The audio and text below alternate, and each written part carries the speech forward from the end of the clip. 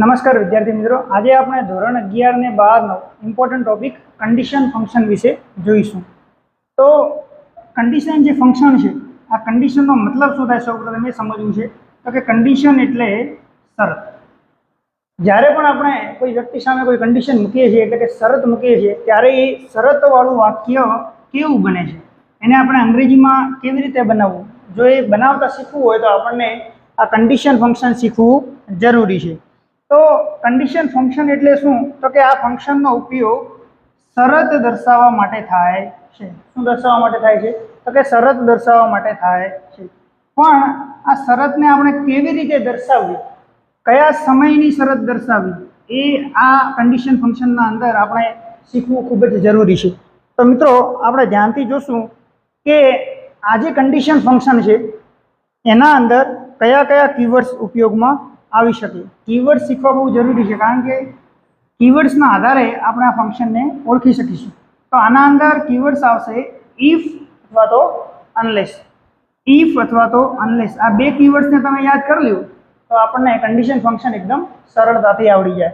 હવે આ ઇફ અને અનલેસ જ શા માટે? તો કે ઇફનો મતલબ અંગ્રેજીના અંદર આપણે સામાન્ય અર્થમાં કરવા જઈએ તો જો અને તો, એટલે કે જો અથવા તો વાળી સ્થિતિ થાય કે ભાઈ જો તમે સારી મહેનત કરશો તો તમને સારા માર્ક્સ મળશે.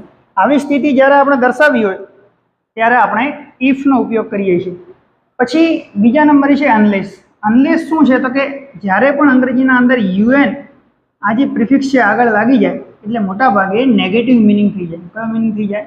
નેગેટિવ. નેગેટિવ એટલે શું? તો કે નકારાત્મક મિનિંગ થઈ જાય. તો જો અનલેસનો મતલબ પણ શું થશે? તો અનલેસનો મતલબ થશે જો નહીં તો. ફરીથી મિત્રો ધ્યાનથી જોશો, ઇફનો મતલબ થશે જો તો, અનલેસનો મતલબ થશે જો નહીં તો. જેવું જે યુએન આવી ગયું એટલે કે એના અંદર નેગેટિવ મતલબ આવી ગયો. તો અનલેસને આપણો સમાનાર્થી શબ્દ કેવો હોય? તો આપણે ઇફ નોટ કહી શકાય કે ભાઈ અનલેસ એટલે શું? તો કે ઇફ નોટ, જો નહીં તો. તો જ્યારે પણ આપણને વાક્યના અંદર ઇફ અથવા તો અનલેસ જોવા મળે તો હંમેશા એ ફંક્શન કયું બનશે? હંમેશા એ ફંક્શન આપણું કન્ડિશનનું બનશે. કયું ફંક્શન બનશે? કન્ડિશનનું ફંક્શન બનશે. હવે આપણને એ તો ખ્યાલ આવી ગયો કે ઇફ અથવા તો અનલેસ વાક્યમાં જોવા મળે એટલે કન્ડિશનમાં આપણે ફંક્શન બનાવીશું, પરંતુ એની વાક્ય રચના કેવી હોય એ પણ શીખવી આપણે ખૂબ જ જરૂરી છે. તો એની વાક્ય રચના જોઈએ કે આ ફંક્શનની આપણને વાક્ય રચના કેવી રીતે બનશે. તો જો મિત્રો, આ ફંક્શનના અંદર બે કાળનો ઉપયોગ થશે. ખાસ ધ્યાન રાખવાનું છે. એક તો છે સાદો વર્તમાનકાળ અને એક છે સાદો ભવિષ્યકાળ. સાદો વર્તમાનકાળ શા માટે અને શા માટે સાદો ભવિષ્યકાળ, આ બંને જ અહીંયા ઉપયોગમાં આવે છે. તો કે જ્યારે પણ આપણે શરત મૂકવાની કોશિશ કરીએ તો શરત હંમેશા આપણે વર્તમાનકાળમાં એટલે કે હાલમાં મૂકીશું અને ભવિષ્યકાળમાં એ શરતને પૂરી કરવાની કોશિશ કરીશું. એટલે સાદો વર્તમાનકાળ અને સાદો ભવિષ્યકાળનો ઉપયોગ થાય છે. તો જો સૌથી પહેલા વાક્યમાં આપણે જે કન્ડિશનનું મેઇન કીવર્ડ છે ઇફ અથવા તો અનલેસ, આ બેમાંથી એક આવશે, બંને સાથે આવશે નહીં. તો ઇફ અથવા તો અનલેસ, એના પછી આપણે સાદો વર્તમાનકાળનો ઉપયોગ કરીશું અને સાદા વર્તમાનકાળ પછી એક વાક્ય આપણું પૂરું થશે અલ્પ વિરામ એટલે કે કોમાથી નેક્સ્ટ કરી અને એના બીજું સેન્ટેન્સ શરૂ કરીશું સાદો ભવિષ્યકાળનો. હવે આવી રીતે વાક્ય રચના બને કે ભાઈ ઇફ અથવા તો અનલેસ, એની સાથે સાદો વર્તમાનકાળ અને પછી સાદો ભવિષ્યકાળ. તો આના અંદર જ્યારે સાદો વર્તમાનકાળ લખ્યું છે તો આપણને સાદા વર્તમાનકાળની વાક્ય રચના શું બને એ પણ ખ્યાલ હોવી જોઈએ. સાદા ભવિષ્યકાળની વાક્ય રચના શું બને એ પણ ખ્યાલ હોવી જોઈએ. તો સાદો વર્તમાનકાળના અંદર શું વાક્ય રચના બને? તો તમને ખ્યાલ જ હશે મિત્રો કે સાદા વર્તમાનકાળના વિધાનના અંદર સૌથી પહેલા આપણે સબ્જેક્ટ, પછી V1 અને પછી ઓબ્જેક્ટ, આ વાક્ય રચના આપણે સાદા વર્તમાનકાળની છે. V1ના અંદર ક્રિયાપદનું મૂળ રૂપ. અમુક સમયે he, she અને it સબ્જેક્ટ આવે તો આપણે ક્રિયાપદને s અથવા es લગાડીએ છીએ. આ વાક્ય રચના છે સાદા વર્તમાનકાળની. જો મિત્રો અહીંયા લખેલી છે સબ્જેક્ટ, V1 અને ઓબ્જેક્ટ.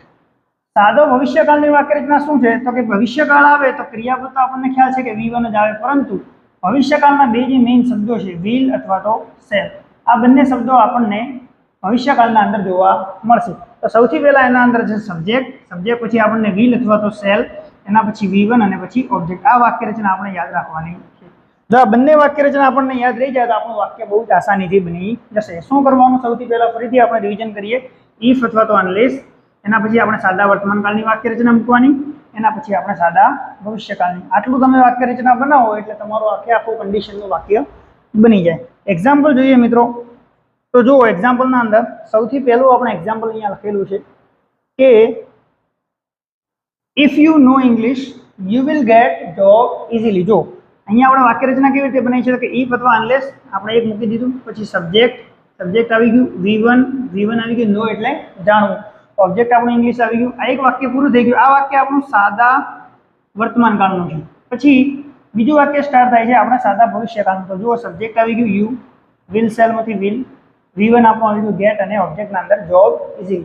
તો આવી રીતે વાક્ય રચના બનાવીશું. આનો મતલબ શું થાય? જો if you know English you will gate job easily. જો તમે ઇંગ્લિશ સારું જાણતા હશો તમને આસાનીથી જોબ મળી જશે.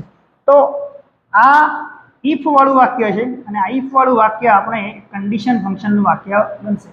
ધ્યાન એટલું રાખવાનું છે, કન્ડિશન વાળા બે ફંક્શન આવે છે, એક તો કન્ડિશન અને condition in the past.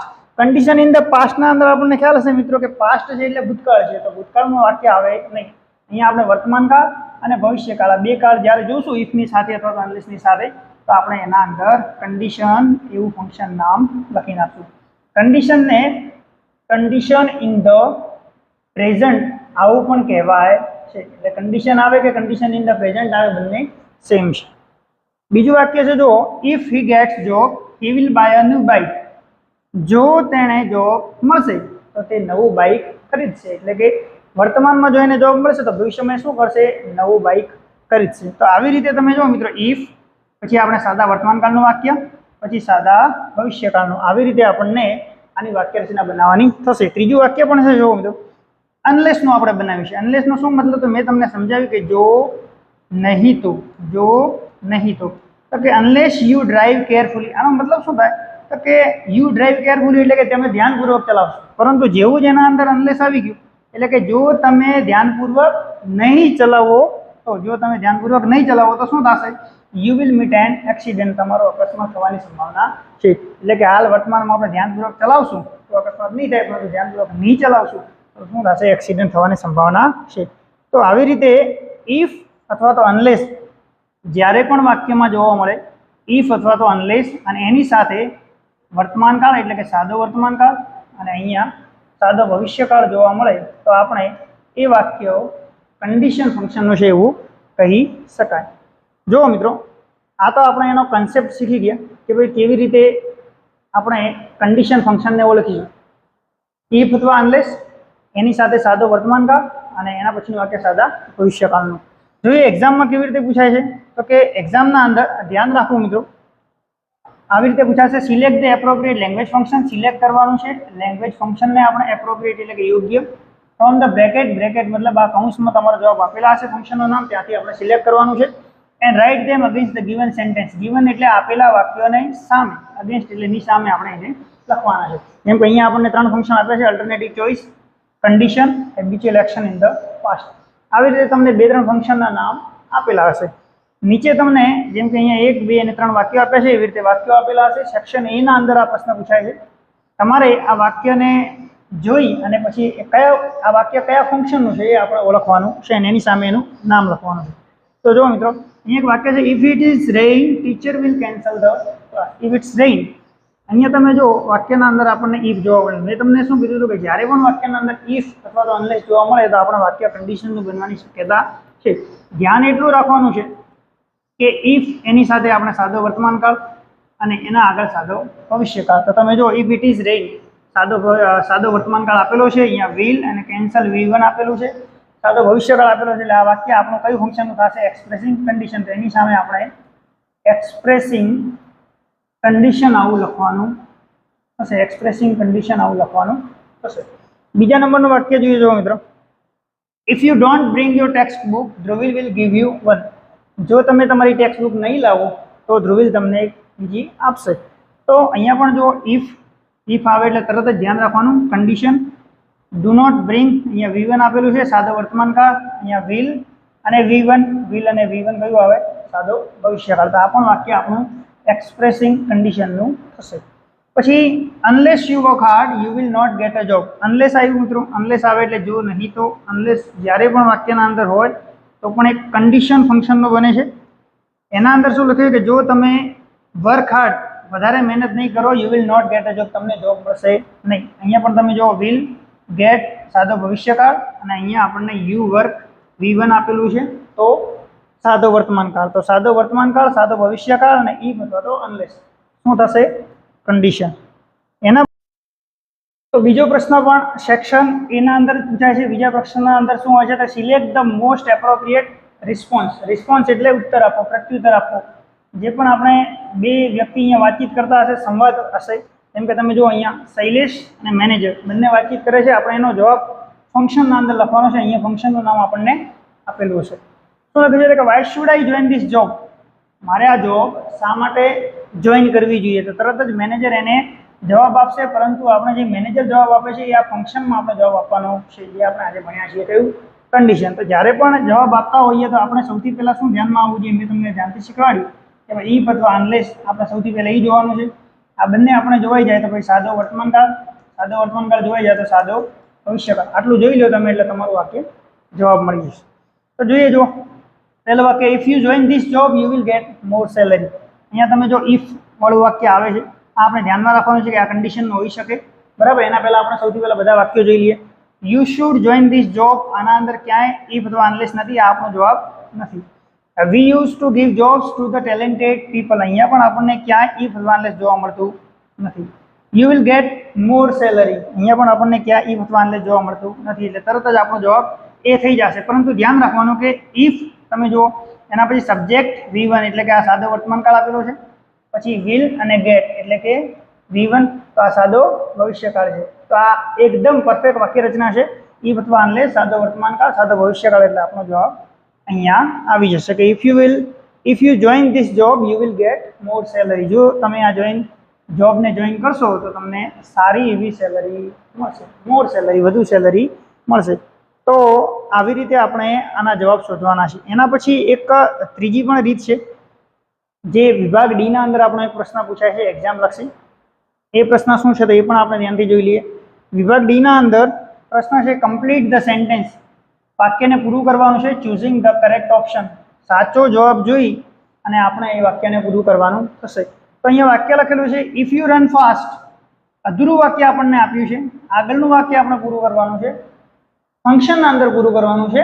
Condition function આપણને અહીંયા લખેલું છે, એને આપણે ધ્યાને રાખીને આ વાક્યને પૂરું કરવાનું છે. તો તમે જુઓ, આપણે વાક્ય રચના યાદ હોવી ખૂબ જરૂરી છે. સૌથી પહેલાં તો કે ભાઈ ઇફ અથવા અનલેસમાંથી આવી ગયું. પછી તમે જો સબ્જેક્ટ V1 અને આપણને સબ્જેક્ટને V1 આપ્યું એટલે કે સાદો વર્તમાનકાળ આપેલો છે. હવે આપણે અહીંયા વાક્ય શું રહ્યું? સાદો ભવિષ્યકાળ આપણે લખવાનું થશે, બરાબર ને? શીખ્યા કે ઇફ અથવા અનલેસની સાથે સાદો વર્તમાનકાળ, પછી સાદો ભવિષ્યકાળ. તો સાદા ભવિષ્યકાળની વાક્ય રચના શું હતી આપણને ખ્યાલ હોવી જોઈએ મિત્રો. સબ્જેક્ટ પછી શું આવે તો કે વિલ અથવા તો સેલ. એના પછી શું આવે તો કે V1 ક્રિયાપદ પહેલું રૂપ આવે અને પછી ઓબ્જેક્ટ. આવી વાક્ય રચના આપણને જ્યાં પણ જોવા મળે આપણો એ જવાબ સાચો હશે. તો જોઈએ મિત્રો, યુ આર વિનર. અહીંયા આર આપેલું છે, વર્તમાનકાળ છે, વર્તમાનકાળ ક્યારે આવે નહીં. યુ વિલ ગેટ, તમે જો વિલ આપેલું છે, V1 આપેલું છે, આ એક વાક્ય આવી શકે એવી સંભાવના છે. આગળના વાક્ય આપણે જોઈ લઈશું. You could catch the bus, sorry you could catch the train. તો કુડ અહીંયા આપેલું છે, કુડ અહીંયા આપણે ભવિષ્યકાળના અંદર આવે નહીં. યુ શુડ એક્સરસાઇઝ, શુડ અહીંયા ભવિષ્યકાળના અંદર આવે, પરંતુ એ ભવિષ્યકાળનું પાસ્ટ ફોર્મ છે, સેલનું શુડ. અહીંયા પાસ્ટ ફોર્મ આપણે લખવાનું થતું નથી, એટલે એ પણ આપણો જવાબ નથી. આપણો જવાબ અહીંયા બી આવશે કે you subject will cell V1 પછી object, you will get the first prize. તો શું મતલબ થાય આનો? તો એને લખ્યું હતું કે ઇફ યુ રન ફાસ્ટ, જો તમે ઝડપથી દોડશો, you will get the first prize, તો તમને પહેલું ઇનામ મળશે. એટલે કે હાલ તમે ઝડપથી વર્તમાનકાળમાં દોડો, ભવિષ્યમાં તમને ટૂંક સમયમાં ભવિષ્ય છે તો એ તમને ફર્સ્ટ પ્રાઇઝ મળવાની શક્યતા રહેલી છે. તો આવી રીતે મિત્રો કન્ડિશન ફંક્શન એકદમ સરળ છે. એને શું યાદ રાખવાનું થશે તો કે જ્યારે પણ તમને કન્ડિશન ફંક્શન આવે એટલે તમારા મગજમાં તરત જ શબ્દો આવવા જોઈએ કે ભાઈ કન્ડિશન એટલે ઇફ અને અનલેસ. ઇફ અથવા તો અનલેસ, કાં તો વાક્યમાં ઇફ હોવું જોઈએ, કાં તો વાક્યમાં અનલેસ હોવું જોઈએ. જરૂરી નથી વાક્યની શરૂઆતમાં જ આવે, વાક્યની વચ્ચે પણ આવી શકે, પણ ધ્યાન એટલું રાખવાનું કે ઇફ અથવા તો અનલેસ એની સાથે હંમેશા સાદો વર્તમાનકાળ હશે. હંમેશા સાદો વર્તમાનકાળ હશે. ઇફ અથવા અનલેસની સાથે આ વર્તમાનકાળ પૂરો થઈ જાય, એ વાક્ય પૂરું થઈ જાય, એના પછી સાદો ભવિષ્યકાળ. આ બે કાળ આપણને વાક્યમાં જોવા મળે ને એની સાથે ઇફ અથવા અનલેસ જોવા મળે એટલે આપણું તરત જ જવાબ લખી દેવાનો થશે શું? કન્ડિશન. આઈ હોપ મિત્રો તમને આ વિડીયો સારો ગમ્યો હશે, આસાનીથી તમને ફંક્શન સમજાઈ જતા હશે. નેક્સ્ટ વિડીયોમાં આપણે ફરીથી મળીશું નવા ફંક્શનની સાથે. ધન્યવાદ.